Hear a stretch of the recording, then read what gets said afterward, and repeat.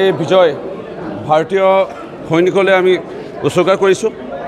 মইনী সমষ্টিৰ ৰাইজক মই দ্বিতীয়তে ধন্যবাদ জনাইছোঁ।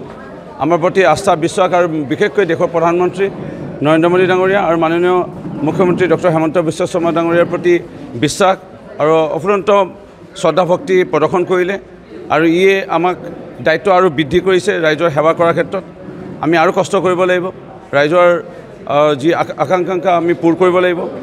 মই আনন্দিত আৰু আমি অলপ হ'লেও ৰাইজৰ মাজত গৈছিলোঁ উন্নয়নৰ বাৰ্তা লৈ পেলাই। ৰাইজৰ মাজত বিভিন্ন আমি যিসমূহ আজি দেশৰ প্ৰধানমন্ত্ৰী মোদী ডাঙৰীয়া আৰু মাননীয় মুখ্যমন্ত্ৰী ডক্টৰ হেমন্ত বিশ্ব শৰ্মা ডাঙৰীয়াৰ কৰ্মৰাজিসমূহ ৰাইজৰ আগত আমি দাঙি ধৰিছিলোঁ আৰু ৰাইজক কৈছিলোঁ যে আৰু আমাক কাম কৰিবৰ কাৰণে আমাক সুযোগ দিব লাগে আৰু ৰাইজে সুযোগ দিলে। মই মইনীবাসী ৰাইজক ধন্যবাদ জনাইছোঁ। মই সমান্তৰালভাৱে অসমৰ ৰাইজক আৰু বিশেষভাৱে যোৱাত লোকসভা ৰাইজকো ধন্যবাদ জনাম। আৱেগৰ বৰ্তি হৈ পেলাই যোৱাটো লোকসভা নিৰ্বাচনত ৰাইজে যিগৰাকী সাংসদ বিজয় কৰালে, সাংসদগৰাকীৰ কথা ইতিমধ্যে সমগ্ৰ দেশেই গম পাইছে, সমগ্ৰ পৃথিৱীয়ে গম পাইছে যে তেওঁ মাত্ৰ মুখ্যমন্ত্ৰী ডাঙৰীয়া সৰ্বানন্দ ৰাইজে এতিয়া প্ৰশ্ন, মুখ্যমন্ত্ৰী ডাঙৰীয়া কেৱল নহয় সৰ্বানন্দ ৰাইজে প্ৰশ্ন সুধিছে। আজি আমিও তেওঁক সুধিব বিচাৰিছোঁ, তেওঁ পাকিস্তানত 15 দিন থাকি আহিছিলে নাই? আৰু এই উত্তৰ তেওঁ দিবলৈ আজিলৈকে তেওঁ সাহস নকৰিলে।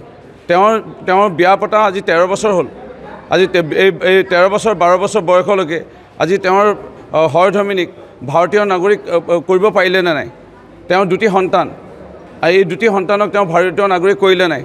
এই প্ৰশ্নবোৰৰ পৰা তেওঁ উত্তৰৰ পৰা পিঠি দি আছে।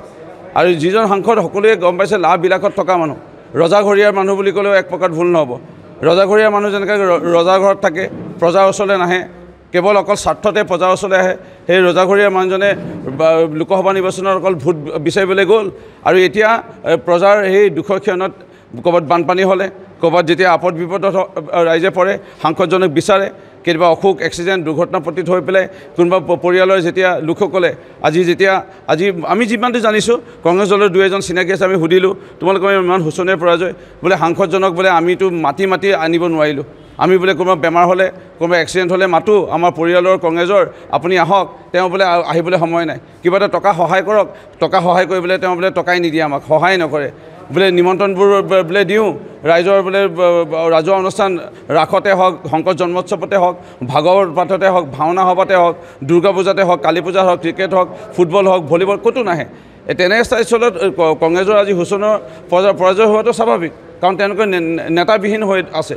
থাকিল কথা ৰাইজৰ দলৰ যিজন বিধায়ক অখিল গগৈ ফিতাহী মাৰি আছিল যে আগতে তুলনি বিয়া খাব নিদিওঁ বুলি কৈছিল, এইবাৰ 26 চনৰ ৰূপজ্যোতিৰ্গমীক বোলে বিজয় হ'বলৈ নিদিওঁ বুলি কৈছিল। তেওঁ যিটো নিজৰ ৱাৰ্ড, তেওঁৰ মাক এতিয়া বৰ্তমান আছে লুখৰাখন গাঁৱৰ, তেওঁ য'ত ঘৰ, সেই তাত যি ৱাৰ্ড মেম্বাৰো ৰাইজৰ দলত তেওঁ জিকাব নোৱাৰিলে মানে ৰাইজৰ দল পচন্দ কৰিলেহে।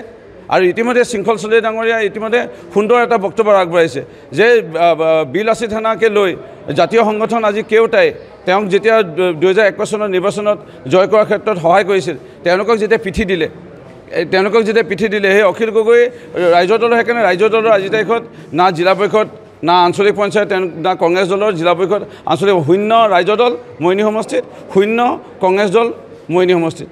ভাৰতীয় জনতা পাৰ্টি অসম গণ পৰিষদে আমি মিত্ৰজোঁটে আমি সকলো আসনতে আমি ৰাইজৰ আশীৰ্বাদ লাভ কৰি পেলাই আমি জয় হ'বলৈ সক্ষম হ'লোঁ। পঞ্চায়তৰ এই যি নিৰ্বাচনৰ ফলাফল যি ঘোষণা হ'ল, আপুনি আশাবাদী আছিল নে আপুনি আটাইকেইখন পঞ্চায়তত আপোনালোক জয় লাভ হ'ব? মোৰ আত্মবিশ্বাস আছিলে আমি গোটেইকেইটাতে আমি জয় হ'ম আৰু তেনেধৰণে আমি গোটেইকেইটা চিটতে আমি জয় হ'লোঁ।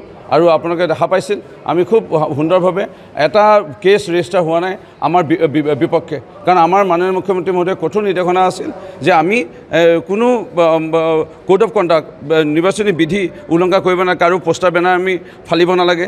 বেলেগ ৰাজনৈতিক দলৰ নেতাসকল যদি আহে, ইয়াত মইনী সমষ্টিত গৌৰৱ গগৈ ডাঙৰীয়া আহি পেলাই ধাৰাবাহিক ইয়াত প্ৰচাৰ কৰিছিল, ইয়াত অখিল গগৈ ডাঙৰীয়া আহি পেলাই ধাৰাবাহিক প্ৰচাৰ কৰিছিল, ক'তো আমি বাধা দিয়া নাই, ক'তো পোষ্টাৰ বেনাৰ ফটা নাই আৰু ক'তো আমি তেওঁলোকক বিৰোধী দলৰ প্ৰচাৰৰ ক্ষেত্ৰত আমি বাধা দিয়া নাই, যাৰ কাৰণে কোনো এটা থানাত কোনো এটা আমাৰ কেছ বিজেপি বা এজিপি দলৰ বিপক্ষে ক'তো ৰেজিষ্টাৰ হোৱা নাই। কিন্তু বৰঞ্চ আমি অন্য দলৰ বিপক্ষে, আমি কংগ্ৰেছ দলৰ বিপক্ষে আমি এতিয়ালৈকে 2টা কেছ ৰেজিষ্টাৰ কৰিবলৈ বাধ্য হৈছোঁ, এটা তিয়ক থানাত অধীনত আৰু এটা মইনী থানাৰ অধীনত অন্য দলৰ কংগ্ৰেছ বা ৰাইজৰ দলৰ বিপক্ষে আমি কেছ দিছোঁ আমাৰ দলৰ এগেইনষ্টত কেছ দিব পৰা নাই আজি আৰু এটা ভাল লাগিল মই আমাৰ মাননীয় মুখ্যমন্ত্ৰী ডক্টৰ হিমন্ত বিশ্ব শৰ্মা ডাঙৰীয়াৰ যি নিৰ্দেশনা আছিল আমি কোনো ফটকা ফুটাব নালাগে আতাচবাজি ফুটাব নালাগে আমি কোনো ভোজ আমি আগবঢ়াব নালাগে আৰু কোনো প্ৰচেছন বা ৰেলী আমি কৰিব নালাগে আমাৰ সকলোৱে ইতিমধ্যে টকা অলপ অলপকৈ সাঁচি থৈছিল আৰু মই যেতিয়া ক'লোঁ যে মাননীয় মুখ্যমন্ত্ৰী মহোদয়ে আমাক এয়া বিজয় উৎসৱ পালন কৰিব মানা কৰিছে এই টকাবোৰ আমি কি কৰোঁ পাৰিলে আমি ভাৰতীয় সৈনিকক আমি দান দিওঁ নেকি সকলোৱে ইতিমধ্যে আমাক 10,000 20,000কৈ জিলা পৰিষদ আঞ্চলিক প্ৰাৰ্থীসকলে আমাক আগবঢ়ালে আৰু আমাৰ প্ৰায় 3 লাখমান টকা হৈছে মোৰ নিজৰো এটা দৰমহা টকা অংশ এটা আগবঢ়াই আমি 3 লাখ টকা নেশ্যনেল ডিফেন্স ফাণ্ডলৈ আমি আগবঢ়াইছোঁ এয়া চেক আপোনালোকক প্ৰদৰ্শন কৰিব বিচাৰিছোঁ অলপ পিছতে আমি বেংকত এয়া জমা কৰি দিম 3 লাখ টকাৰ চেক আমি নেশ্যনেল ডিফেন্স ফাণ্ড আমাৰ ভাৰতীয় জনতা পাৰ্টি আৰু অসম গণ পৰিষদ দলৰ আমাৰ বিজয় প্ৰাৰ্থীসকলে সকলোৱে 10,000 5,000 কোনোবা 7,000 যোনে পাৰিছে চবেই আমাক দিলে আৰু এটা আমি সৰ্বমুঠ টকা আমি নেশ্যনেল ডিফেন্স ফাণ্ডলৈ আগবঢ়াব বিচাৰিছোঁ আৰু মাননীয় মুখ্যমন্ত্ৰী মহোদয়ে যি চিন্তা কৰিছে ভাৰতীয় সৈনিকসকলৰ বাবে আমি প্ৰত্যেক মৰিনী সমষ্টিত থকা ভাৰতীয় সৈনিকৰ কৰ্মৰত আমি পৰিয়ালৰ এটা তালিকা প্ৰস্তুত কৰিছোঁ তেনেকৈ আমি খবৰ লোৱা আৰম্ভ কৰিছোঁ ইয়াৰ উপৰিও যদি যুদ্ধকালীন পৰিৱেশ আহে ভাৰতীয় সৈনিকসকলক যদি ক'ৰবাত প্ৰয়োজন হয় ব্লাডৰ আমাৰ ইয়াত আমাৰ প্ৰায় হাজাৰ হাজাৰ যুৱকসকল আমাৰ প্ৰস্তুত আছে আমি তেওঁলোকক ৰক্ত দিবৰ কাৰণে এনেধৰণৰ আমি মাননীয় মুখ্যমন্ত্ৰীৰ প্ৰতি সন্মান জনাই ভাৰতীয় সৈনিকসকলৰ প্ৰতি আমি এই আমাৰ বিজয় আমি উৎসৰ্গা কৰিছোঁ